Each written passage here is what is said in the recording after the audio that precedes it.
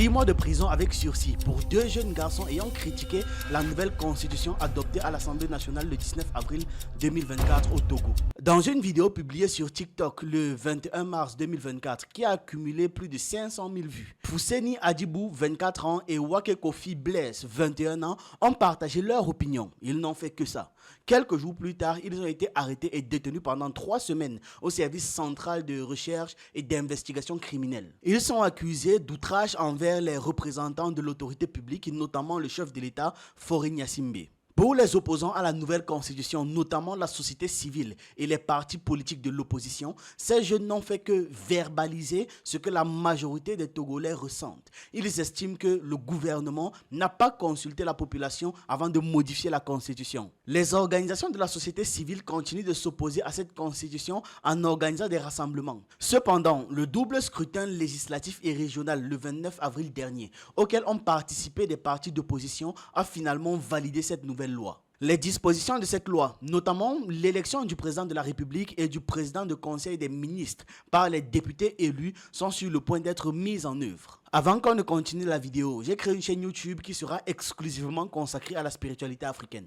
Le nom de la chaîne, c'est Le Jeune Initié. Le lien est en description pour ceux qui sont intéressés. Revenons au sujet. Bien que certains membres du régime togolais aient déjà laissé entrevoir qui deviendra le premier citoyen après le changement de la constitution et le passage à un régime parlementaire, le peuple attend avec impatience comment va se dérouler l'élection du président de la République et du président du Conseil des ministres qui détiendra tous les pouvoirs. Jusqu'à présent, depuis son indépendance le 27 avril 1960, le Togo a fonctionné sous un régime semi-présidentiel ou présidentiel régi par la constitution de 1992. Cependant, la nouvelle constitution promulguée le 6 avril 2024 par le chef de l'État Faure Gnassingbé introduit un régime parlementaire. Désormais, ce sont les députés qui éliront le président de la République et le président du Conseil des ministres, tous deux provenant du parti majoritaire à l'Assemblée nationale. Les dispositions de la constitution de 1992 qui prévoient que le président de la République est élu sur suffrage universel majoritaire à 2 tours pour un mandat de 5 ans renouvelable une seule fois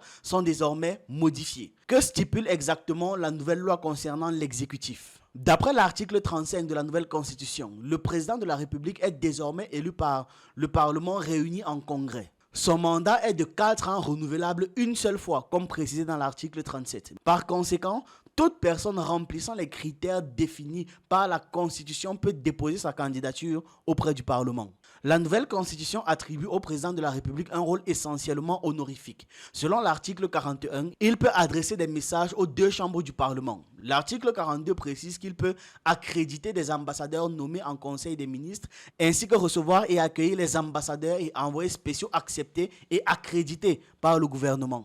Le président de la République rencontre au moins 2 fois par an le président du Conseil des ministres pour discuter de l'état de la nation selon un ordre de jour fixé par ce dernier. Lors de l'une de ces rencontres annuelles, une délégation représentant les chefs traditionnels est présente. Les actes du chef de la République doivent être concrétisés par le président du Conseil des ministres. En ce qui concerne maintenant le président du Conseil des ministres, il préside les réunions du Conseil des ministres, bien évidemment. Il est le commandant en chef des armées, contrôle l'administration, exerce l'autorité et le commandement sur les forces armées et de sécurité, détermine et conduit la politique nationale, définit la politique étrangère et représente l'État dans les relations internationales. Il est responsable de l'exécution des lois, exerce le pouvoir réglementaire, nomme aux postes civils et militaires, accorde la grâce dans des cas individuels et commue des peines conformément à une loi organique. De plus, il a le pouvoir de dissoudre l'Assemblée nationale ainsi que l'ensemble du Sénat et du Parlement. Le poste de président du Conseil des ministres est en fait le poste le plus puissant du pays, selon la nouvelle constitution. Les dispositions le concernant sont contenues dans l'article 47 à 54 de la nouvelle constitution. Voici les 10 points essentiels de cette nouvelle constitution. L'institution du Sénat. Les membres du Sénat sont désormais désignés à 1/3 par le président du Conseil des ministres.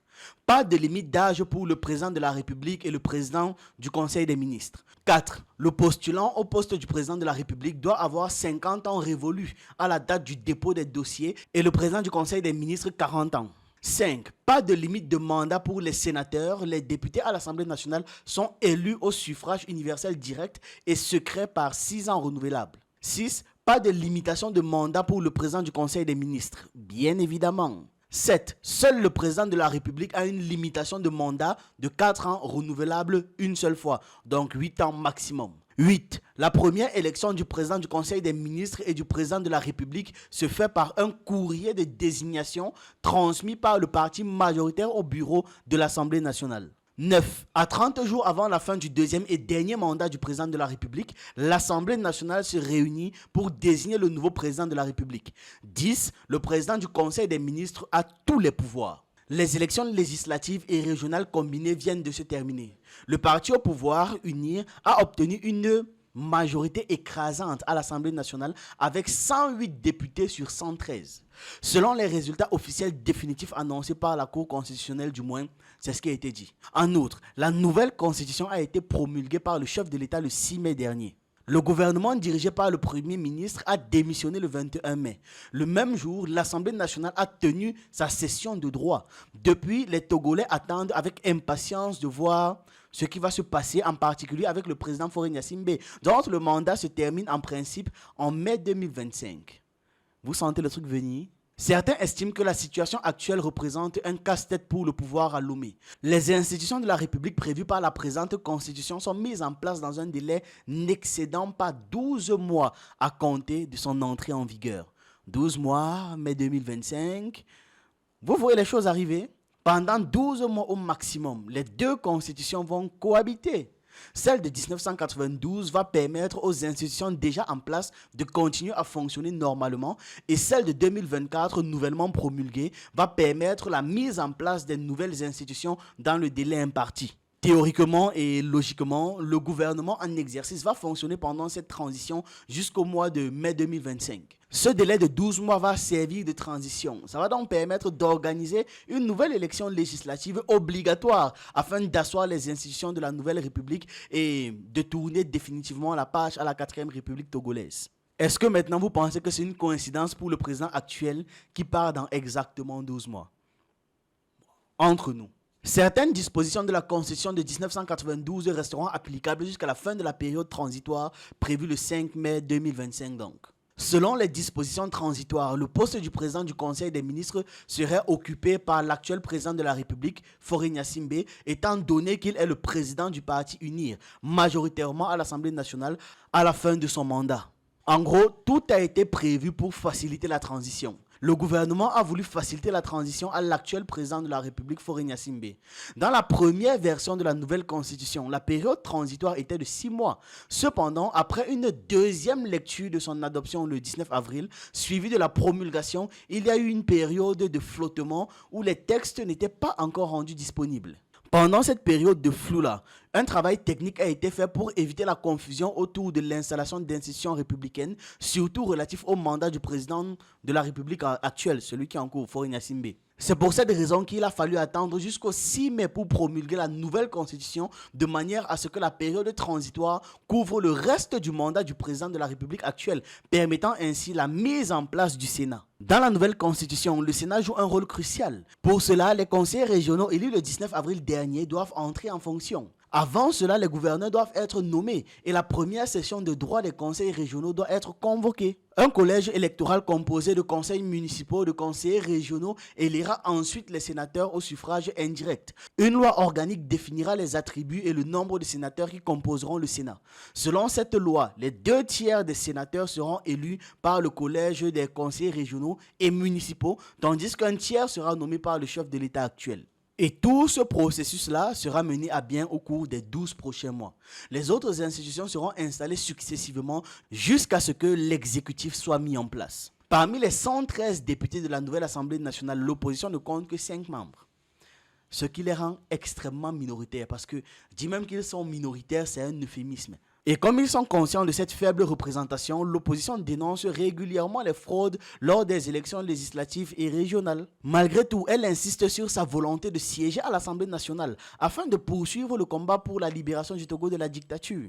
Réunie en conférence de presse le mercredi 22 mai dernier, une partie de l'opposition déclare vouloir informer l'opinion publique sur les agissements du régime qu'elle accuse de chercher à transformer le Togo en une monarchie en dépit de l'opposition des Togolais détenteurs de la souveraineté nationale. Elle reproche également aux députés de la majorité de chercher à aligner le règlement intérieur de l'Assemblée nationale sur la nouvelle constitution. Les marges de manœuvre de l'opposition sont restreintes dans la mesure où les élections l'ont mise dans une position de minorité inconfortable et d'extrême minorité inconfortable même. Vous avez compris la stratégie derrière cette manœuvre. Ce sera particulièrement efficace lorsqu'ils auront fait en sorte que tous les points se relient. Et pour ça, ils ont un an carrément pour pouvoir tout mettre en place, vérifier tout bien les pions qui vont être placés là, choisir les éléments qu'ils vont mettre à des points clés. Non, ils ont été forts sur ce coup. Qu'est-ce que vous en pensez? Dites-moi ça en commentaire et on se retrouve dans une prochaine vidéo.